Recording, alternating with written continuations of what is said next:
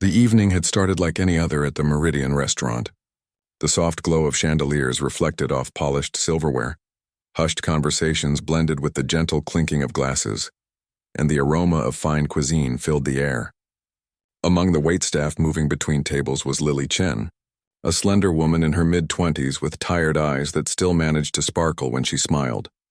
For 3 years now, Lily had been balancing this job with her studies at the local music conservatory. Tonight, her feet ached more than usual as she glided between tables, notepad in hand, taking orders with practiced efficiency. What the well-dressed patrons couldn't see was how her fingers sometimes twitched at her sides, unconsciously playing piano pieces on invisible keys. "Table 17 needs attention," the head waiter whispered as he passed by. Lily nodded, tucking a strand of dark hair behind her ear before heading toward the corner table. The man sitting alone at table 17 wasn't like the restaurant's usual patrons. While most guests came in groups, engaged in animated conversations about business deals or family matters, this man sat in contemplative silence. He was older, perhaps in his 60s, with silver hair that caught the light and a tailored suit that spoke of wealth without trying too hard. Something about the way he observed the room, watchful, calculating, yet somehow melancholic, made Lily approach with extra care. "Good evening, sir. Welcome to Meridian. May I tell you about our specials tonight?" Her voice carried the warmth she reserved for all customers, but her curious eyes caught the way his fingers drummed a precise rhythm on the tablecloth, the same rhythm as Beethoven's Fifth Symphony. "Edward Blackwood," he introduced himself without prompting, his voice deeper than she expected. "Just the wine list for now." Lily brought the leather-bound wine menu and waited as he selected a bottle of Bordeaux that cost more than her monthly rent. When she returned with the wine, she couldn't help noticing the way he studied her, not in the uncomfortable manner some patrons did, but with a curious intensity, as if trying to solve a puzzle. "You hum when you walk," he said abruptly as she poured his wine. "Bach's Cello Suite No. 1. Interesting choice for a waitress." Lily froze momentarily, caught off guard. She hadn't realized she'd been humming. It was a habit her roommate often teased her about. "I didn't think anyone would recognize it," she admitted. "Music speaks to those who listen," Edward replied, taking a sip of his wine. "Are you a musician, then?" The question hung in the air as Lily hesitated. Was she still a musician? Once she had been destined for concert halls. Her childhood had been filled with piano competitions and recitals, her teenage years dedicated to perfecting her craft.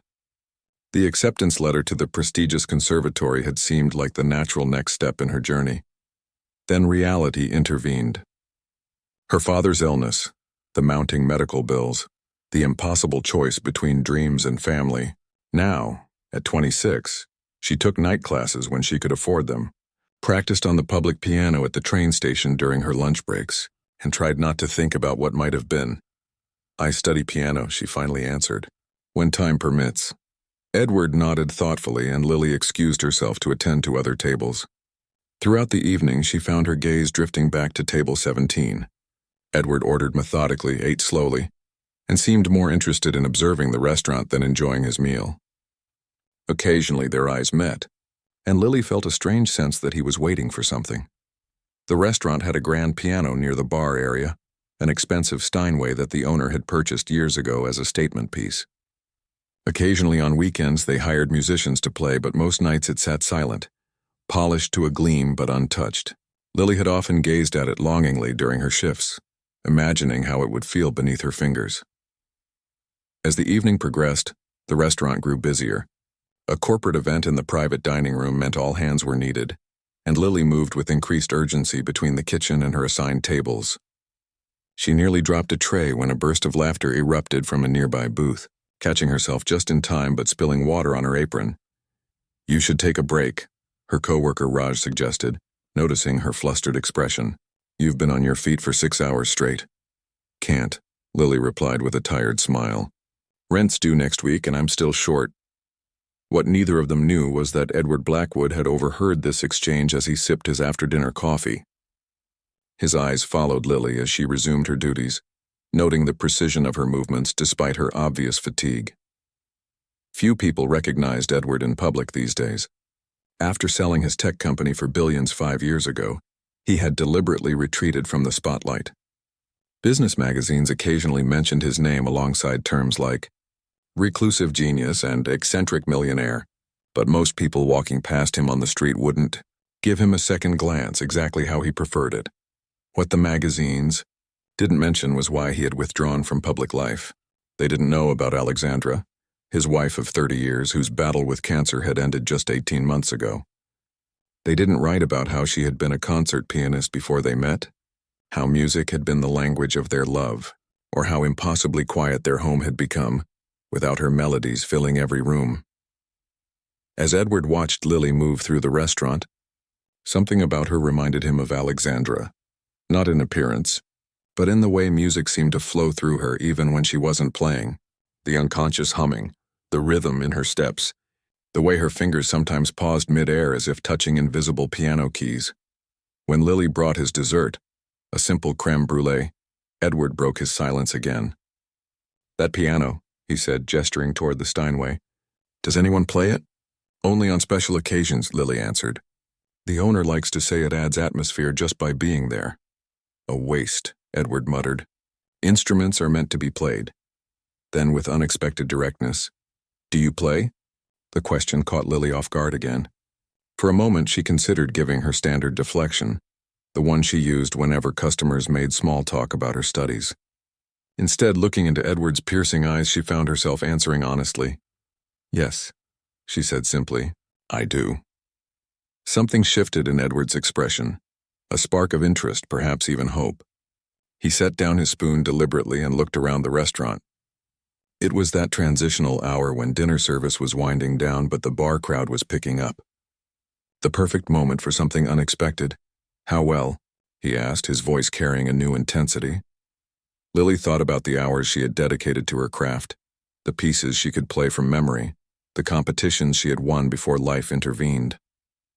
"Well enough," she answered with unexpected confidence.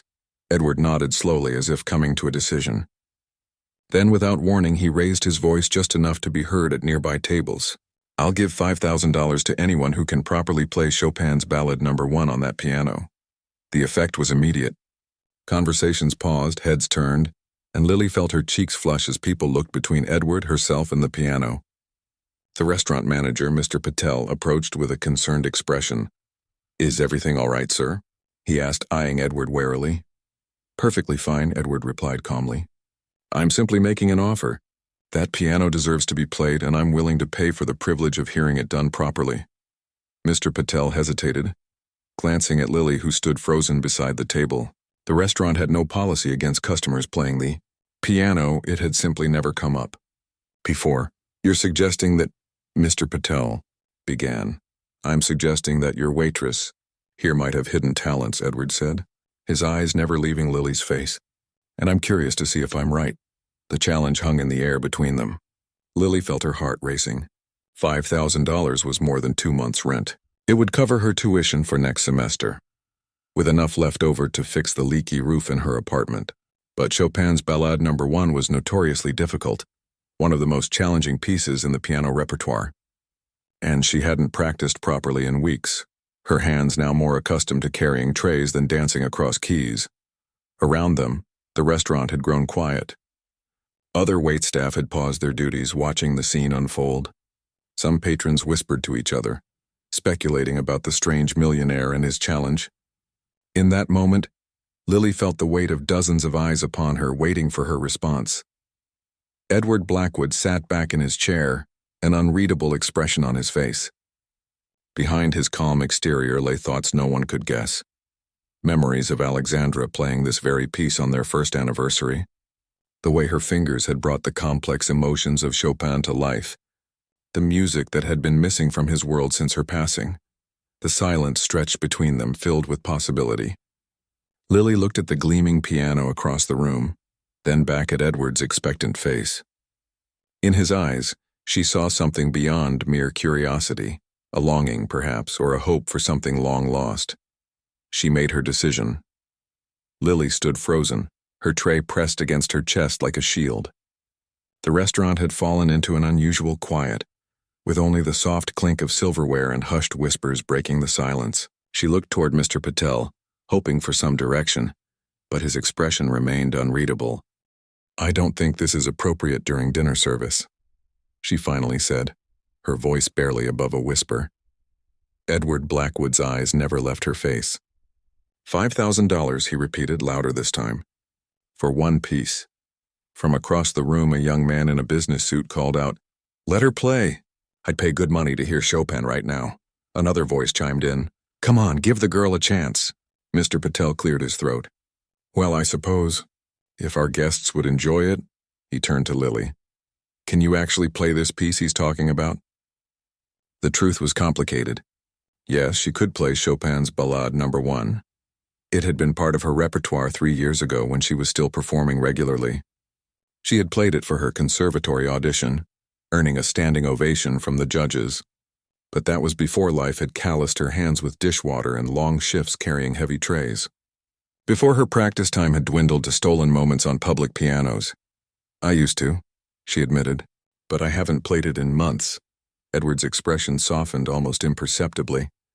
"Music isn't something you forget," he said quietly. "It stays in your fingers, in your heart." Those words struck Lily with unexpected force. They were almost identical to what her first piano teacher had told her as a child. "The music lives in you, not in the piano. Your fingers just help it escape." Mr. Patel, sensing the crowd's growing interest, made a business decision. 10 minutes, he said. "We can spare 10 minutes for a little entertainment." He nodded toward the piano. Lily looked around at the expectant faces. Her co-workers had stopped to watch, and even the kitchen staff had poked their heads through the swinging doors. Beyond the immediate financial incentive, something deeper pulled at her. How long had it been since she'd played for an audience? How long since she'd felt that unique connection between performer and listener? "May I wash my hands first?" she asked, professional habits asserting themselves. Mr. Patel nodded, and Lily hurried to the staff bathroom. As she scrubbed her hands, she stared at her reflection in the mirror. Her black uniform was wrinkled from hours of work, her hair falling loose from its once neat bun. She didn't look like a concert pianist. But then again, what did a real pianist look like?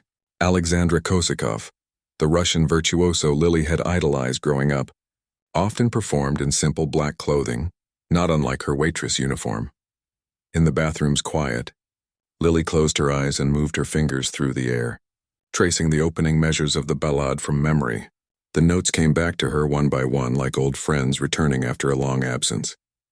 Not perfectly, there were gaps, hesitations, but the backbone was there. The music was still inside her, waiting. When she returned to the dining room, someone had adjusted the piano bench and turned on the small spotlight above the Steinway. The space around the piano had been cleared, and many diners had turned their chairs to face it. Edward Blackwood had moved to a closer table, his intense gaze following her as she approached the instrument. Lily ran her fingers lightly over the polished wood of the piano, then lifted the fallboard to reveal the keys beneath. They gleamed in the spotlight, perfect ivory and ebony soldiers standing at attention. She pressed one key experimentally, wincing at how out of tune it was. This piano, beautiful as it looked, had been neglected. "It's not in the best condition," she said apologetically to the room. "Play anyway," Edward said, and it sounded more like a plea than a command. Lily sat down, adjusting the bench to the right height. Her uniform skirt was too tight for proper posture, so she discreetly undid the top button at her waist. She placed her feet on the pedals, testing their resistance. Then, taking a deep breath, she positioned her hands over the keys. The first few notes of Chopin's Ballade No. 1 drifted through the restaurant, tentative and questioning. The piece begins deceptively simply, with a gentle introduction that belies the technical storm to come. Lily's fingers felt stiff, uncooperative. The keys were harder to press than she remembered, the action of this neglected piano requiring more force than the instruments she was used to. A wrong note slipped in, then another. Lily winced but continued, pushing through the awkwardness. By the second page of the mental score in her head, something began to change. Her hands remembered what her conscious mind had forgotten. Her fingers loosened, finding their old strength and flexibility. The music began to flow more naturally. As she approached the first major section of the piece, where the tempo increases and the difficulty rises dramatically, Lily hesitated for just a moment. This was where many pianists faltered. This was where precision and passion had to marry perfectly. She glanced up briefly and caught Edward's eye. He was leaning forward in his seat, completely focused on her performance. There was something in his expression, hunger, hope, grief, that pushed her forward. Lily dove into the passage, her hands now flying across the keys. The technical challenges that had seemed insurmountable minutes ago now felt like an exhilarating dance. Her body remembered what to do, when to lean in, when to pull back, how to use the weight of her arms to bring depth to certain notes. The out-of-tune quality of the piano faded from her awareness as she lost herself in the music. The restaurant had gone completely silent. No one moved, no one spoke, no one even seemed to breathe. The kitchen staff had abandoned any pretense of working and stood in a line by the swinging doors. Customers sat with forks halfway to their mouths, food forgotten. Even the bartenders had stopped mixing drinks, standing transfixed with shakers still in their hands. Through the corner of her eye, Lily could see Mr. Patel standing by the host station, his initial skepticism replaced by open amazement. Raj and the other servers watched with wide eyes, seeing their co-worker transformed before them. None of them had known, how could they have known, that the quiet waitress who refilled water glasses and took dinner orders could create something so beautiful. As the piece progressed into its more contemplative middle section, Lily's thoughts drifted to her father. He had been her first and most enthusiastic supporter, driving her to lessons, sitting through countless recitals, beaming with pride at each small accomplishment. His illness had derailed not just her career but their shared dream. Playing now, she felt closer to him than she had in months. The ballade builds and recedes like ocean waves, each crest higher than the last. When Lily reached the formidable coda, the most technically demanding part of the piece, sweat had begun to form on her brow. Her arms ached from the unaccustomed exercise, her fingers stretching to reach the complex chord patterns. But something carried her forward, the muscle memory ingrained through thousands of hours of practice, the emotional resonance of the music itself, and perhaps the knowledge that this might be her last performance for a real audience. One particularly difficult run of notes approached, and Lily felt her confidence waver. She had always struggled with this passage, even in her competition days. As she began the run, her ring finger slipped, hitting a wrong note that seemed to echo through the hushed restaurant. For a heartbeat, Lily nearly stopped, the mistake throwing her off balance. Then she caught sight of Edward again. He hadn't flinched at her error. Instead, he nodded slightly, encouragingly, as if to say, "Keep going. The music matters more than perfection," so she did. Lily pushed through the mistake, finding her place again, and dove headlong into the piece's dramatic conclusion. Her hands moved with renewed conviction, drawing sounds from the neglected Steinway that it hadn't produced in years. The final chords resonated through the restaurant with thunderous power. Then silence. Lily's hands hovered above the keys, trembling slightly. The final notes hung in the air like a question waiting for an answer. She suddenly became aware of her surroundings again. The restaurant, the customers, her job. Reality crashed back, and with it came doubt. Had she played well enough? Had the mistakes been too obvious? Would Edward Blackwood honor his offer, or had this all been some cruel joke? She lowered her hands to her lap and slowly looked up. What she saw took her breath away. Every person in the restaurant was completely still, many with tears streaming down their faces. Mr. Patel stood with one hand over his heart. Raj was openly wiping his eyes with his serving napkin. And Edward Blackwood, the stern, mysterious millionaire, sat with his head bowed, his shoulders shaking slightly. When he finally looked up at Lily, his face was transformed by a mixture of grief and gratitude so powerful, it almost knocked her back on the bench. For 3 heartbeats, the silence held. Then, like a dam breaking, the room erupted in applause. People rose to their feet, cheering and clapping with unrestrained enthusiasm. Someone shouted, "Bravo!" from the back of the restaurant. Another voice called for an encore. Amid the commotion, Edward stood and approached the piano. The crowd's noise faded as people watched, curious about what would happen next. Lily rose uncertainly from the bench, suddenly conscious of her rumpled uniform and messy hair. Edward stopped a few feet away from her, his eyes red-rimmed but intensely focused. "Who are you?" he asked softly, the question barely audible above the diminishing applause. "Really?" Lily stood frozen by the piano, the thunderous applause washing over her like a wave. Her hand still tingled from the sensation of the keys beneath her fingers. After so many months of serving food and cleaning tables, the feeling of creating music again left her dizzy with emotion. "Who are you?" Edward had asked. "Really?" Lily swallowed hard, unsure how to answer. Who was she really? A waitress? A failed pianist? A daughter who had sacrificed her dreams for family? All of these felt true yet incomplete. "I'm just someone who loves music," she finally said, her voice barely audible above the crowd's continued applause. Edward shook his head slightly. "No, that wasn't just anything." His voice was rough with emotion. "That was—" He paused, seeming to search for the right words. "That was Alexandra." Before Lily could ask who Alexandra was, Mr. Patel appeared at her side, beaming with pride as if he'd personally discovered her talent. "Ladies and gentlemen," he announced to the restaurant, "wasn't that extraordinary? Let's give another round of applause for our very own Lily Chen." The crowd responded enthusiastically. People who had been quietly enjoying their meals just minutes ago were now standing, clapping and calling out praise. A woman near the front wiped tears from her eyes. Two elderly men at the bar kept repeating, "Magnificent, absolutely magnificent." Lily felt her cheeks burn with a mixture of embarrassment and pleasure. It had been so long since she'd performed for anyone but herself. The rush of connecting with an audience, feeling their energy, their response, their emotion, was intoxicating. Mr. Patel turned to Edward. "And thank you, sir, for this unexpected entertainment. A wonderful surprise for our guest tonight." Edward seemed barely to hear him. His eyes remained fixed on Lily, studying her with that same intense curiosity she'd noticed when he first arrived. "Do you have a break coming up?" he asked her. "I'd like to speak with you privately," Mr. Patel answered before Lily could. "Of course she does. Take 20 minutes, Lily. You've more than earned it." He gave her shoulder a squeeze before hurrying off to handle a group that had just arrived at the entrance. Lily glanced at the clock. It was nearly 10, just 2 hours left in her shift. "I can take a quick break," she agreed. "Let's sit somewhere quieter," Edward suggested, gesturing away from the still buzzing dining room. They moved to a small table in the bar area, partially hidden by a decorative partition. As they sat down, Lily noticed her hands were shaking. The adrenaline from performing was wearing off, leaving her suddenly exhausted. "Water?" Edward asked, noticing her trembling fingers.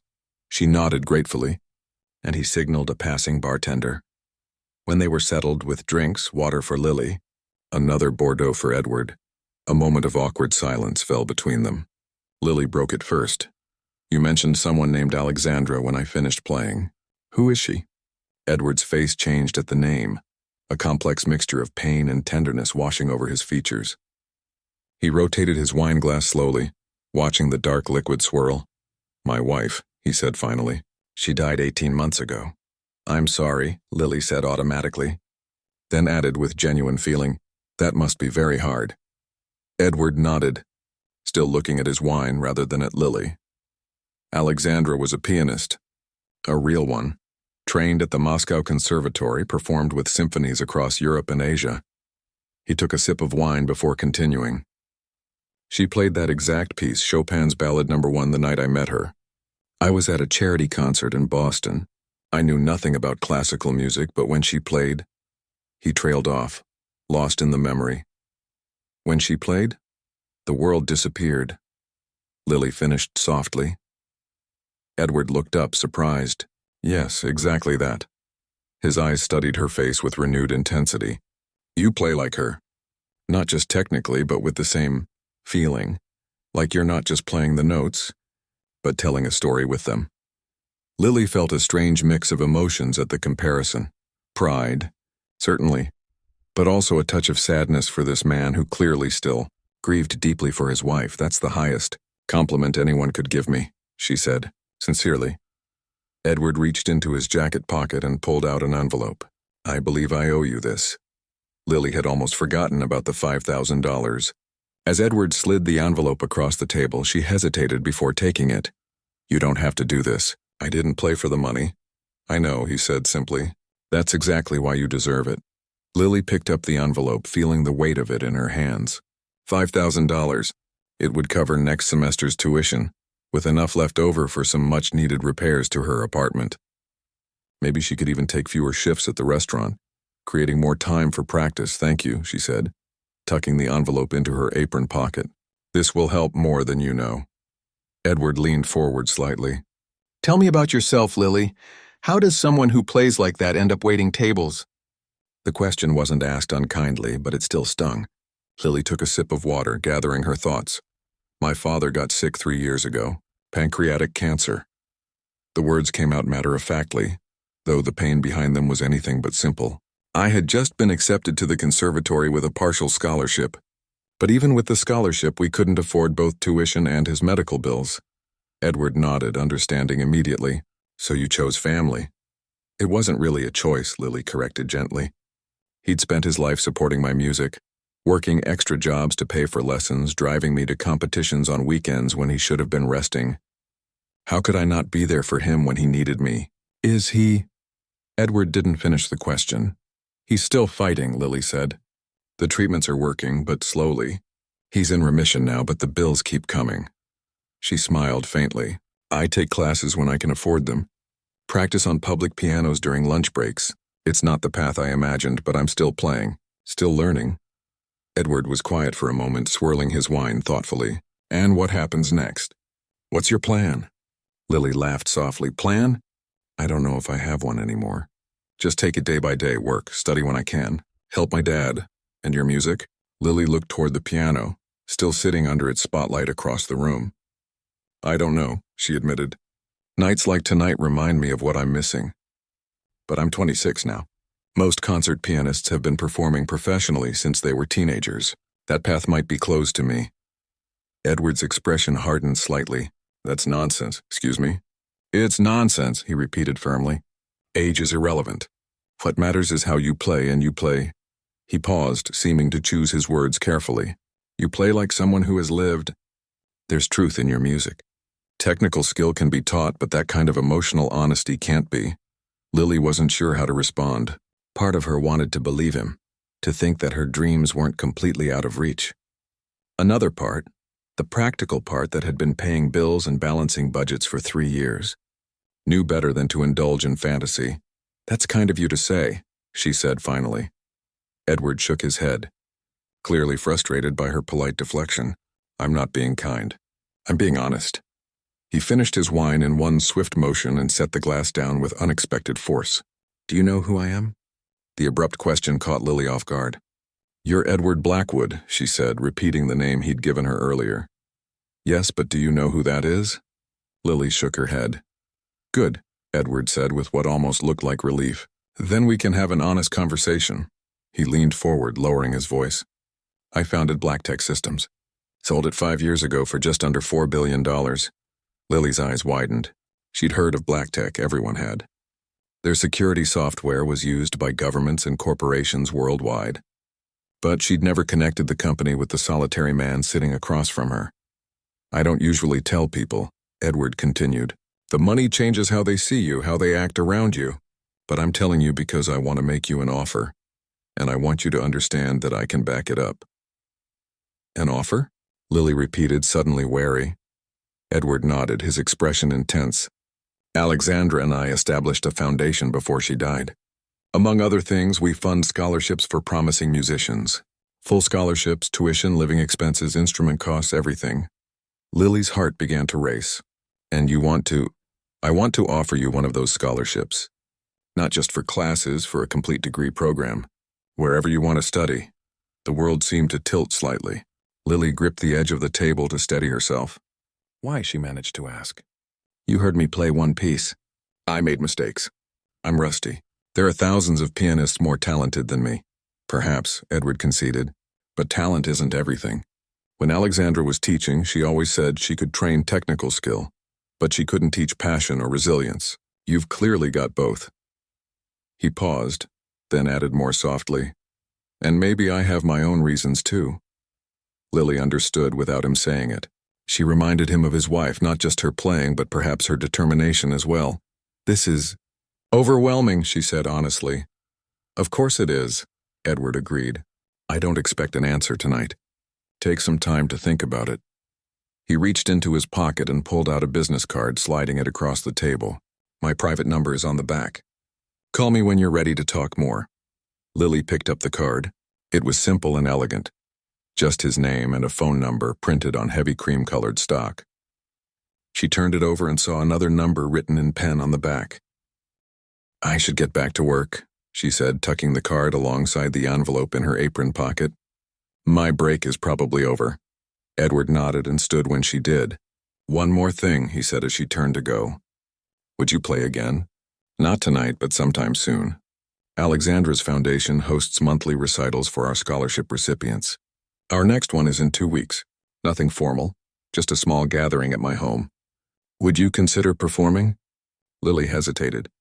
The offer was tempting, a chance to play on what would undoubtedly be a magnificent piano for an audience that truly appreciated music. But it also felt like stepping onto a path she wasn't sure she was ready to follow. "I'll think about it," she promised. Edward smiled, the first real smile she'd seen from him all evening. "That's all I ask." As Lily walked back toward the kitchen, she felt the weight of the envelope and card in her pocket. $5,000 and a potential scholarship. More money than she'd ever dreamed of having access to.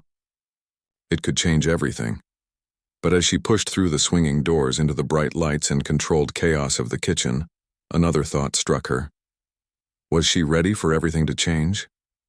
The next morning, Lily woke up earlier than usual. The events of the previous night felt like a dream. The piano, the applause, the envelope of cash still sitting on her nightstand.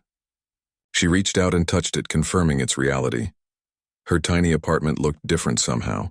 The peeling paint and worn furniture that had always seemed temporary, just stepping stones on the way to something better, now felt like a cage she might actually escape. She made coffee in her chipped mug and stood by the window, watching the city wake up as her mind raced with possibilities. The scholarship offer from Edward Blackwood kept replaying in her thoughts. A full ride to any music school she wanted, a chance to reclaim the dream she'd set aside. It seemed too good to be true, the kind of thing that happened in movies, not to waitresses in real life. Yet the envelope of cash was real. The business card with Edward's private number was real. And most importantly, the feeling she'd experienced while playing last night, that rush of connection, of purpose, that had been undeniably real. Her phone buzzed with an incoming text.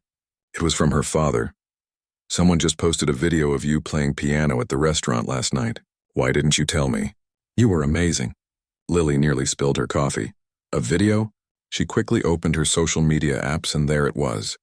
A clip filmed by one of the restaurant patrons already gathering hundreds of comments.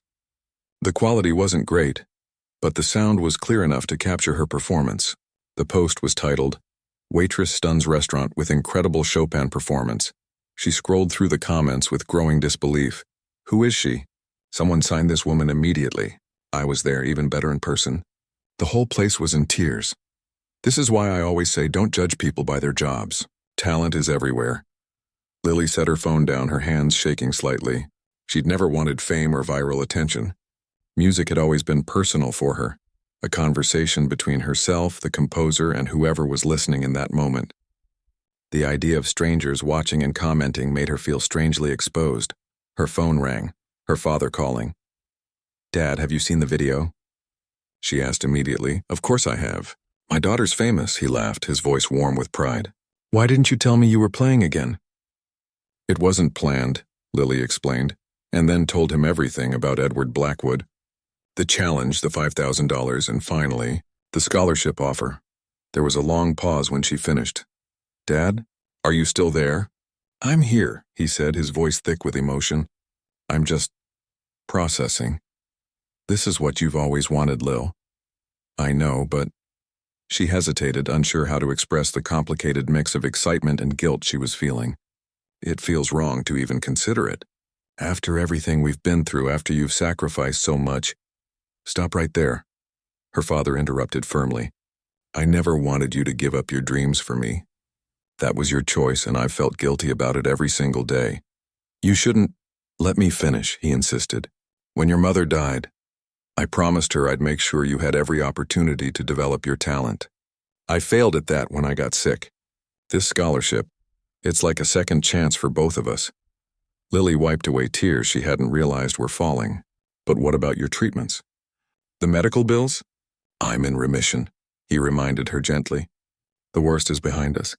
And that $5,000 will help with the remaining bills. This is your time, Lily. Don't you dare say no because of me. After talking with her father, Lily felt both lighter and more conflicted.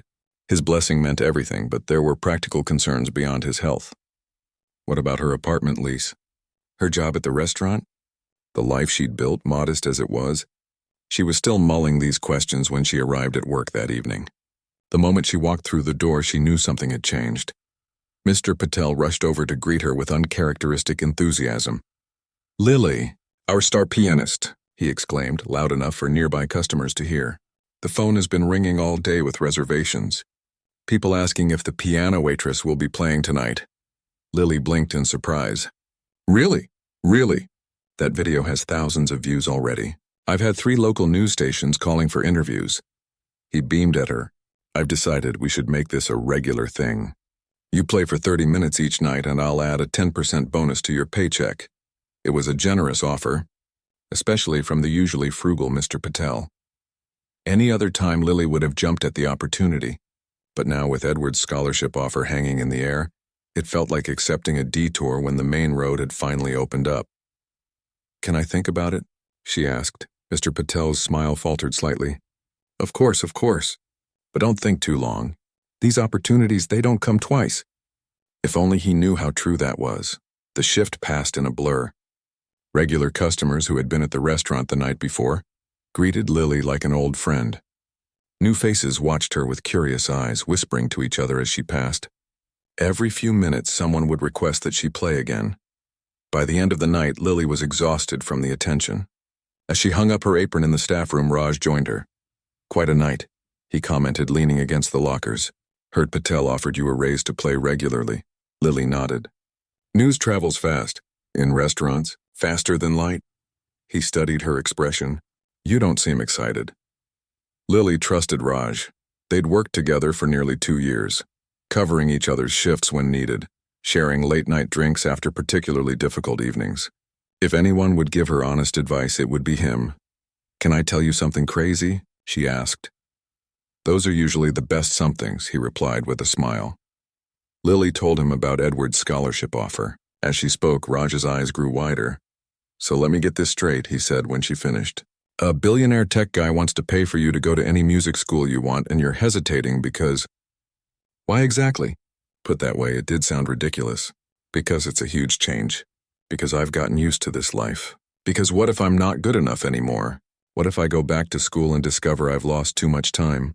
That I can't compete with people who've been practicing 8 hours a day while I've been serving pasta?" Raj shook his head. "I heard you play yesterday. We all did. You're more than good enough." He placed a hand on her shoulder. "Look, I get it. Change is scary. But sometimes the universe hands you a gift and the only correct response is thank you." Lily laughed. "When did you get so wise?" "I've always been wise." "You've just been too busy carrying trays to notice." They walked out together, saying goodnight at the corner where their paths diverged. Instead of heading straight home, Lily found herself walking toward the nearby park. Despite the late hour, she needed space to think. The park was nearly empty, just a few dog walkers and the occasional jogger. Lily found a bench beneath an old oak tree and sat down, pulling Edward's business card from her pocket. The private number on the back seemed to glow in the dim light of the nearby street lamp. Before she could second-guess herself, she pulled out her phone and dialed. Edward answered on the second ring. "Lily," he said, not a question but a statement. "I was hoping you'd call." "I've been thinking about your offer," she said, her voice steadier than she expected. "And?" "I have questions," Edward chuckled softly. "I'd be concerned if you didn't." For the next hour they talked. Lily asked about the scholarship details, what schools were possible, what the foundation would cover, what the expectations would be. Edward answered each question patiently, filling in the picture of what her life could become. The foundation would cover everything, he explained. Tuition, housing, living expenses, even a new piano for your practice space. In return, we ask that you perform at quarterly foundation events and maintain good academic standing. And if I wanted to attend somewhere prestigious? Juilliard or Curtis or anywhere, Edward confirmed. If you can get in, we'll cover it. Though I suspect after hearing you play, admission won't be a problem. As they talked, Lily's doubts began to fade. replaced by a growing excitement. This wasn't just a handout or charity. It was an investment in her talent, her potential. Edward wasn't offering this because he felt sorry for her, but because he genuinely believed in her abilities. "There's one more thing," Edward said as their conversation wound down. "The recital I mentioned at my home in 2 weeks. If you're serious about this scholarship, I'd like you to play. Some of the foundation's board members will be there. It would be a good introduction." Lily took a deep breath. This felt like the real decision point. Not just considering the opportunity, but actively stepping toward it. "What should I play?" she asked. She could hear the smile in Edward's voice as he replied, "Whatever moves you, whatever tells your story." When they hung up, Lily remained on the bench looking up at the stars barely visible through the city's light pollution. For the first time in years, she felt something she'd almost forgotten. Anticipation. Not just for tomorrow or next week, but for a future that suddenly seemed wide open with possibility. On her walk home, she passed a public piano in the subway station, the one where she sometimes practiced during lunch breaks. Without hesitation, she sat down and placed her fingers on the keys. It was nearly midnight. The station mostly empty, but a few late-night travelers stopped to listen as the first notes of Debussy's Clair de Lune floated through the underground space. Lily played not with the technical precision she'd need for a formal recital, but with the pure joy of someone who had found her way back to something essential. As the final gentle notes faded away, a small crowd had gathered. They applauded warmly, dropping a few dollars in the open case of the public piano. Lily thanked them with a smile, but money wasn't why she'd played. She'd played because, for the first time in 3 years, she was a pianist again, not just in memory or wishful thinking, but in reality. And now, thanks to an unexpected challenge from a grieving millionaire, she had the chance to become the musician she'd always dreamed of being. 2 weeks passed in a whirlwind of preparation. Lily gave notice at the restaurant, much to Mr. Patel's disappointment. She practiced whenever she could, on the public piano in the subway, at a local music store that let her use their instruments during off hours, and even on a paper keyboard she drew for herself to rehearse finger movements when no real piano was available. The day of Edward's recital arrived with perfect early autumn weather, crisp and clear, with the leaves just beginning to turn gold around the edges. Lily stood at the bus stop, clutching a garment bag containing the one formal dress she owned. She'd bought it years ago for a competition, and had been relieved to find it still fit. Her father had insisted on coming with her, despite her protests that he should rest. "Wild horses couldn't keep me away," he'd declared that morning, already dressed in his good suit when she arrived to pick him up. "I missed too many of your performances when I was sick. I'm not missing this one." Now they sat side by side on the bus, heading to an address in the wealthiest part of the city. Lily's stomach churned with nerves. "What if I mess up?" she whispered to her father. "These are serious music people. Foundation board members, probably other musicians much better than me." Her father took her hand. "Remember what your first teacher used to tell you before competitions?" Lily smiled at the memory. "Play for one person in the room, the one who needs the music most." "Exactly." He squeezed her hand. "And today that might be Edward. You told me he lost his wife. Maybe he needs your music more than anyone." The bus dropped them off several blocks from their destination. As they walked, the houses grew larger and more imposing, set back from the street behind elaborate gates and perfectly manicured gardens. Lily checked the address on her phone repeatedly. Sure, they must have made a mistake. Finally, they stood before a sprawling stone mansion. Unlike its ostentatious neighbors, this house had a certain understated elegance, beautiful but not showy, impressive without trying to intimidate. A small plaque beside the gate simply read, "Blackwood." "This can't be right," Lily murmured. Her father whistled low. "Your millionaire friend is actually a billionaire, isn't he?" Before Lily could respond, the gate swung open silently. A security guard nodded politely from inside a small booth. "Ms. Chen, Mr. Blackwood is expecting you." The walkway to the front door seemed endless.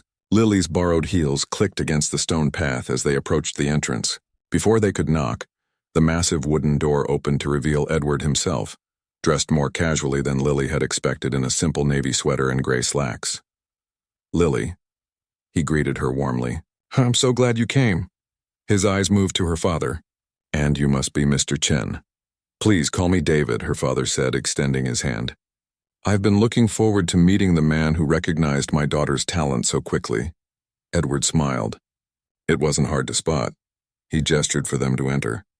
Please come in. The other guests are gathering in the music room. The interior of the house was just as impressive as the exterior. High ceilings, museum-quality artwork, furniture that looked both expensive and actually comfortable.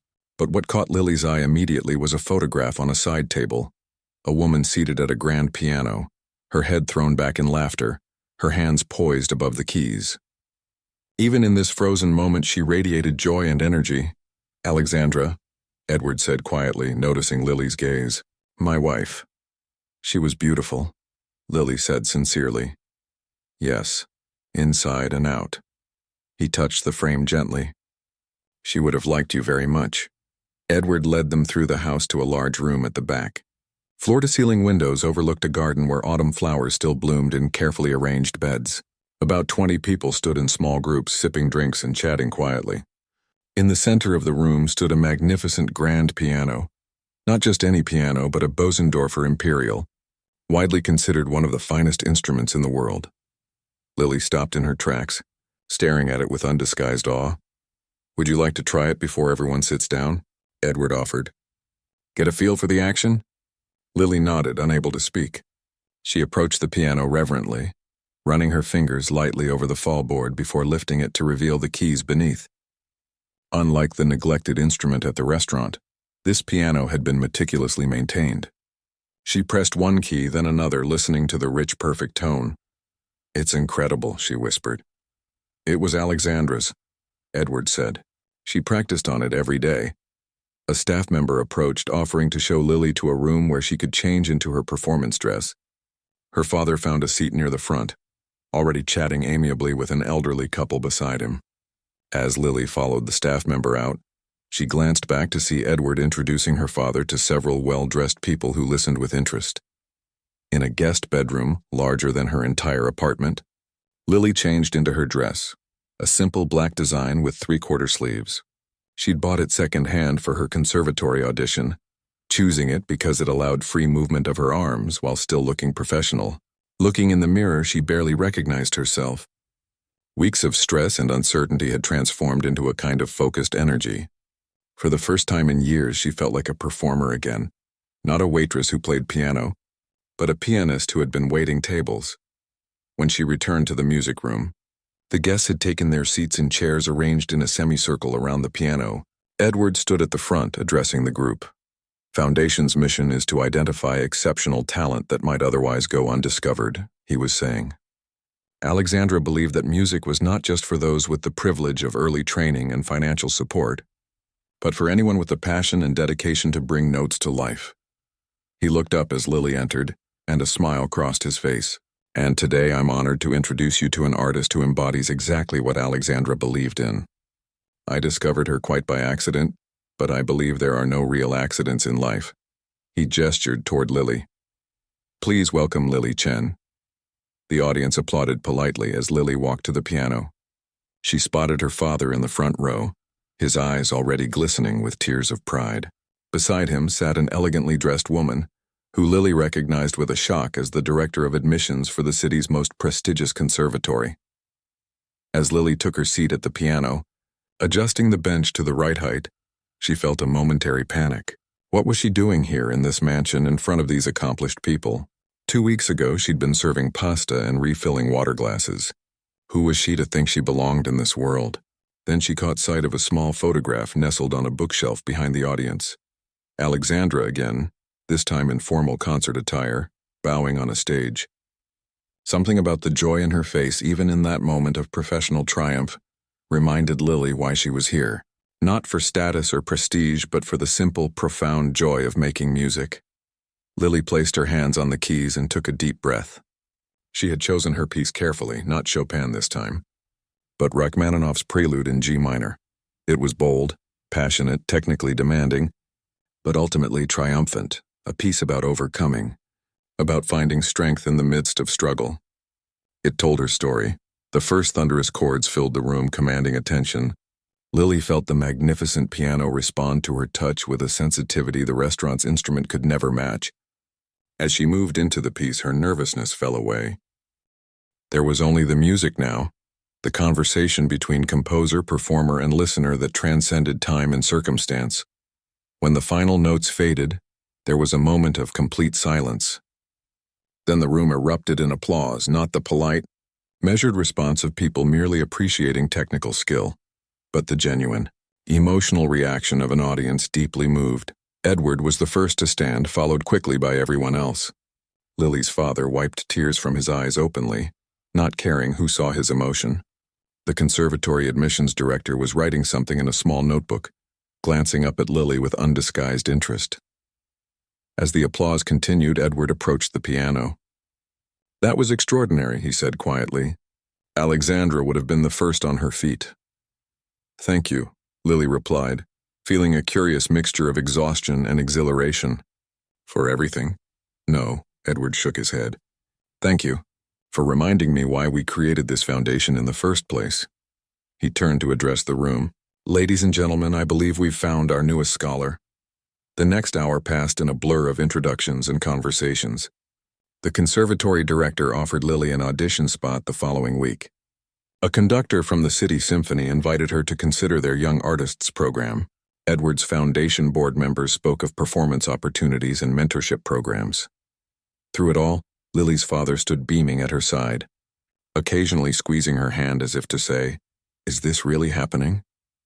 As the event wound down and guests began to leave, Edward took Lily and her father aside. "There's one more thing," he said, leading them to his study, a warm room lined with books and family photographs. On his desk sat a large envelope and a small box. The envelope contains all the scholarship details. The foundation will cover a full 4-year program at any institution that accepts you, plus living expenses and performance opportunities. He pushed it toward Lily. "But this," he picked up the small box, "is more personal." Lily opened it to find a delicate silver bracelet with a single charm, a tiny grand piano. Alexandra wore this for every performance from her student days until her final concert, Edward explained. She always said it reminded her that music isn't about perfection, it's about connection. "I think she'd want you to have it now." Lily looked at the bracelet in disbelief. "I can't accept this. It's too personal, too valuable." "That's precisely why I want you to have it," Edward insisted. "Talents should be nurtured. Gifts should be passed on. Music should be shared." He smiled, a full, genuine smile that transformed his face. Alexandra understood that. "Now you can carry that understanding forward." With trembling hands, Lily fastened the bracelet around her wrist. The tiny piano charm caught the light, gleaming with promise.